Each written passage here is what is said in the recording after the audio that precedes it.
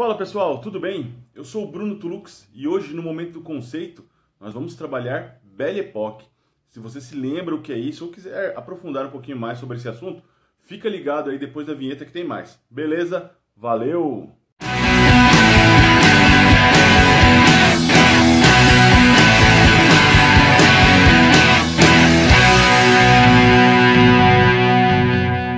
Belle Époque, ao pé da letra, quer dizer bela época ou boa época, um período de relativa paz e estabilidade para as potências europeias e que temporalmente é marcado desde o final da Guerra Franco-Prussiana em 1871 até o início da Primeira Guerra Mundial em 1914. Portanto, é um período de transição entre o século XIX e o século XX, período marcado por adventos tecnológicos e científicos.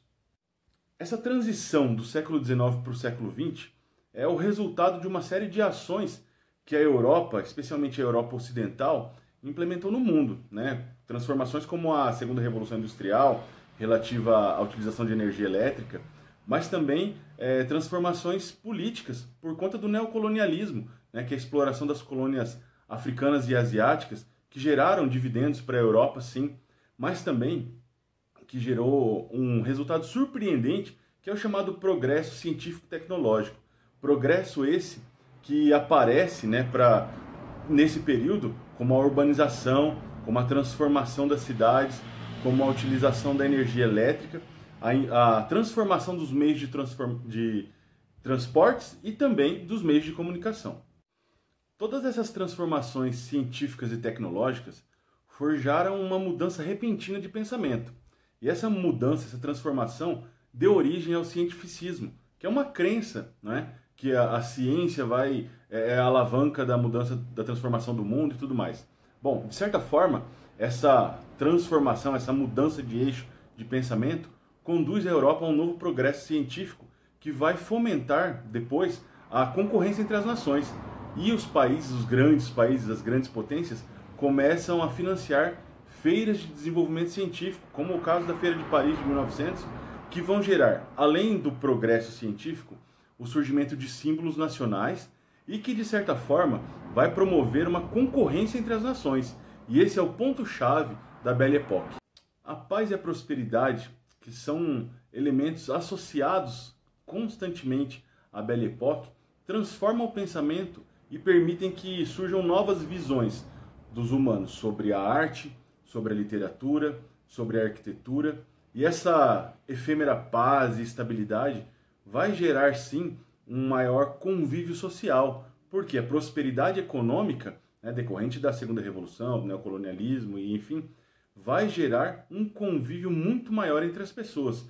Então é nesse momento que nós vamos ter o florescimento de espaços públicos como bares, cafés, teatros, cabarés, cinemas, praças públicas, a iluminação pública, né? Então vai ser sim um período de maior convívio social, que transforma o pensamento. Porém, essa concorrência nacionalista, né, entre os países chaves nesse processo de transição, que vai gerar a chamada paz armada. E o que vem a ser essa paz armada, então? Contextualizando, então, o período da Belle Époque, né, que vai de 1871 até 1914, anteriormente, nós temos vários conflitos gigantescos e que são cruciais para a transformação do conceito de guerra, né, que são o conceito de guerra total. A Guerra da Prússia, a Guerra da Secessão Americana e a Guerra do Paraguai. São eventos chaves para que haja uma transformação do pensamento do que é a batalha. Então há um avanço científico-tecnológico formidável nesse período, durante o século XIX, que vão fornecer as bases para que venha a ser depois o primeiro grande conflito em escala mundial, que é a Primeira Guerra Mundial. Então essa paz armada vai ser esse período de efêmera prosperidade econômica, científica, social, mas que vai estar associada a uma concorrência gigantesca entre as nações, visto que França, Inglaterra, Alemanha, Itália, todos esses países vão estar envolvidos nesse contexto de buscar novos mercados, consumidores, de buscar novas fontes de matérias-primas e vão entrar em concorrência um com o outro, o que vai gerar o quê? uma preparação para novos conflitos, novos embates entre as nações europeias. Até mesmo porque, naquele período, as fronteiras entre os países não estavam muito bem definidas, né? Existiam muitas dúvidas e muitas incertezas.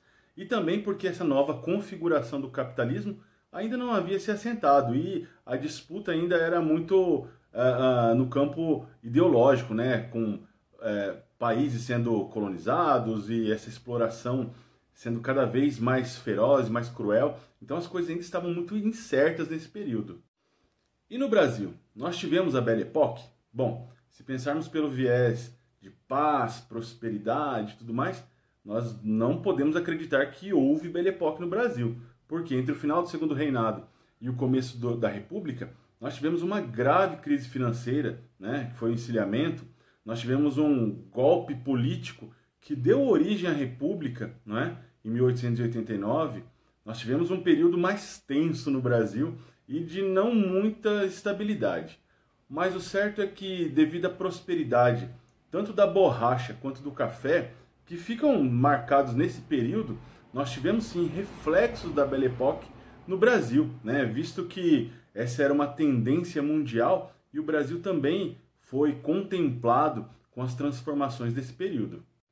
Um olhar mais objetivo sobre essas transformações da Belle Époque no Brasil nos mostram que houve sim a transformação urbana. O Rio de Janeiro passa por uma reforma imensa, né?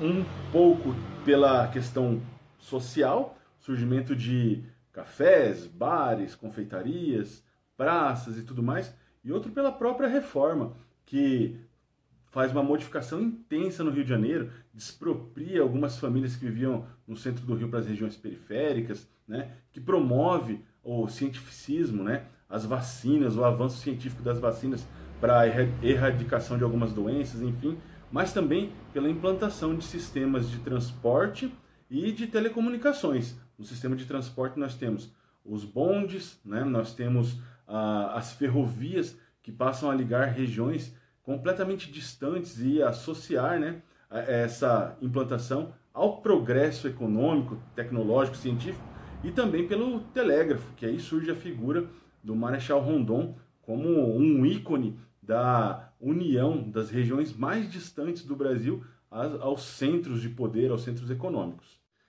Bom, vamos encerrando o vídeo de hoje. Belle Époque é um tema riquíssimo que gera inúmeras reflexões e discussões e eu espero que vocês tenham aproveitado esse tempo de apresentação para gerar uma nova compreensão do que é essa Belle Époque. Um período de consolidação de algumas ideias e de transformação do pensamento em outras áreas. Especialmente porque ele pode cair num vestibular, no Enem, contempla algumas competências, como a competência 2, que é a transformação do espaço geográfico fruto das relações de poder, e a competência 4, né, que são as transformações técnicas e tecnológicas na vida social. Bom, eu espero que vocês tenham gostado, eu adorei fazer. Se você gostou, deixa o joinha, deixa o like.